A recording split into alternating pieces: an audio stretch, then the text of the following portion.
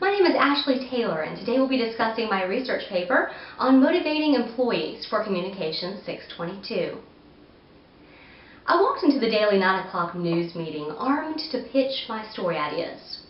As I began to explain that the local Conway, South Carolina detention center would begin using a new device to help cut down on the number of escapes from house arrest, I could see my executive producer writing feverishly on his legal pad and looking at me sternly. I explained my second story idea, saying that I had lined up 2 interviews with congressional candidates who were running for the same seat in a heated election. And he interrupted me and yelled, "Go back to your desk and find some better story ideas right now." Well, the other reporters stared at me in disbelief as I got up from my seat, went back to my desk to begin again. Bear in mind that I'd been awake since about 1 a.m. I had just completed 6 live shots back-to-back for a morning 2-hour news show, and my day would not end until the next day's story was completely shot and edited. One of my fellow reporters went to the executive producer to find out why he conducted the morning meeting in such a way. His response, "In order to motivate you to be the best you can be."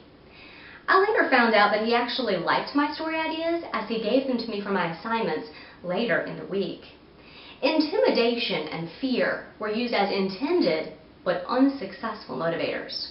The thesis I'm proposing is positively motivating employees is one of the most important functions of an effective leader and successful manager. Motivation can simply be defined as the driving force behind all people's actions. So what drives you toward reaching your professional and personal goals in life?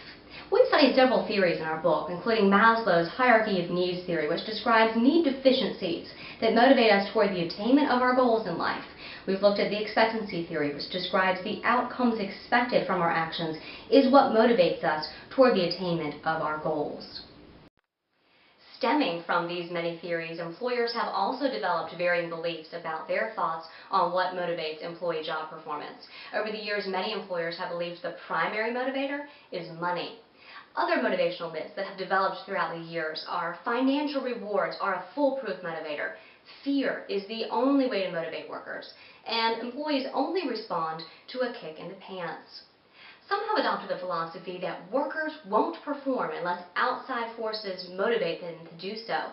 Mark Murphy, author of 100 Percenters, explains a category of employees who perform at 100% capacity by doing a thorough and timely job on projects. According to Mr. Murphy, 100 Percenters appreciate money, but more than that, they're after an emotional charge that comes from being recognized for who they are. According to the literature, money is often a primary reason why people are in the workforce to begin with, but employees are much more highly motivated to do an excellent job when supervisors appreciate them. This is why it's so important for supervisors to take on the responsibility of making sure that every staff member feels appreciated. So why is it so important to motivate employees? According to Ann Mulcahy, the former CEO of Xerox Corporation at the time when that company was facing bankruptcy, employees are a greatest asset of a company. They're your competitive advantage. A motivated and engaged workforce is vital to successful business. In today's highly competitive work environment, it is important for organizations to recognize the worth of their employees and then to understand and implement what motivates them so that they work with the organization's best interest at heart. According to Gregory Smith, the author of How to Attract, Keep, and Motivate Employees, most businesses do not realize how much employee turnover impacts their bottom line. A typical employee costs $7,000 to $14,000 to replace. A critical care nurse could cost up to $185,000. Therefore, it is a lot more profitable for companies to invest in motivating and retaining their current workforce. It's also important for organizations to motivate employees because the right kind of motivation, positive motivation, helps boost productivity within a company, and it leads to a more profitable bottom line. Author Dr. Noel Nelson states, companies that effectively appreciate employee value enjoy a return on investment on equity and assets more than triple that experienced by firms that don't. There are varied ideas on how to motivate positively. Greg Smith, international business consultant and best-selling author, outlines a 5-step pride model to help supervisors retain their employees by positively motivating them. Number one, provide positive working environment. This is the responsibility of supervisors and managers who have been trained to recognize employee needs and motivate employee engagement in the business. Motivated workers are more committed to the job and to the customer. Number two, recognize, reward, and reinforce the right behavior. This meets one of Maslow's basic human needs of self-esteem, to feel appreciated, respected, and proud of their work. Our hospital has an Employee of the Month event where we have all employees there for a cake reception, and a special parking place is also awarded, which in our hospital is a very highly valued commodity.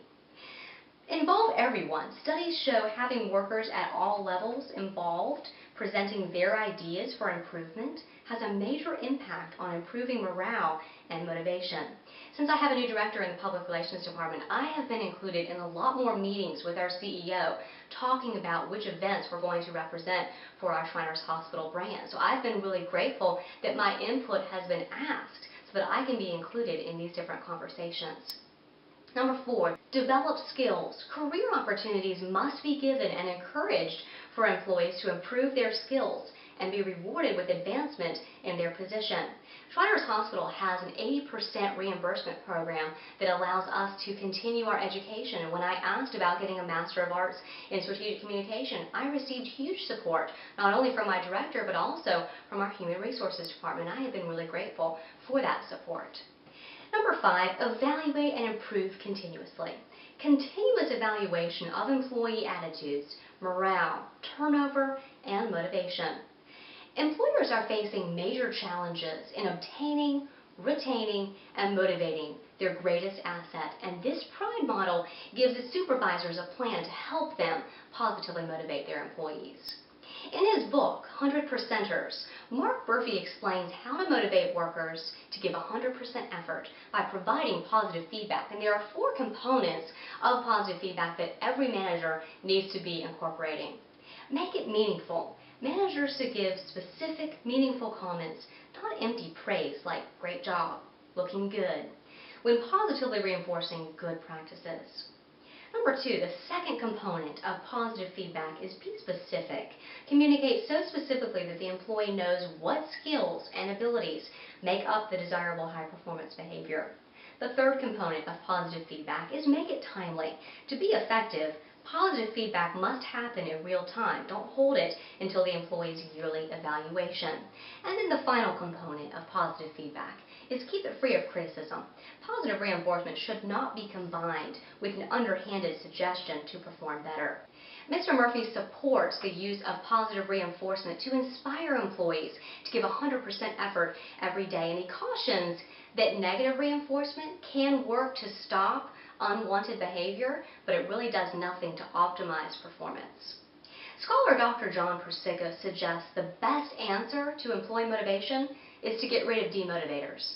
Actions that he considers demotivators are thoughtless upper management decisions made for personal reasons or to make the department look good, lack of teamwork, including autocratic decision-making and unkept promises, poor communication between managers and employees, invisible or unapproachable leadership, inconsistent instructions and a lack of direction, lack of recognition for a job well done, lack of opportunity for advancement, and differential treatment. According to Dr. Persico, managers who do not accept responsibility to get rid of these demotivators cannot expect to gain the highest productivity from their employees. So now let's summarize some of the results of this study that we've been considering today. We've seen the source for motivating employees really varies within the workplace. However, sources agree that positive motivation of employees is important for employee morale, retention, productivity, and organizational profitability. So I propose that further research needs to be conducted on how negatively motivating employees, including fear and intimidation, affects employee morale, productivity, and organizational profitability. This would give researchers the best information to determine ways to motivate employees, and it would be really interesting to see the negative effects of failing to motivate positively. In conclusion, for optimum performance of individuals in the workplace, organizational leaders have got to understand motivational forces, the impact of those forces upon employees, and then implement those forces within the workplace for the benefit of the employees and the organization.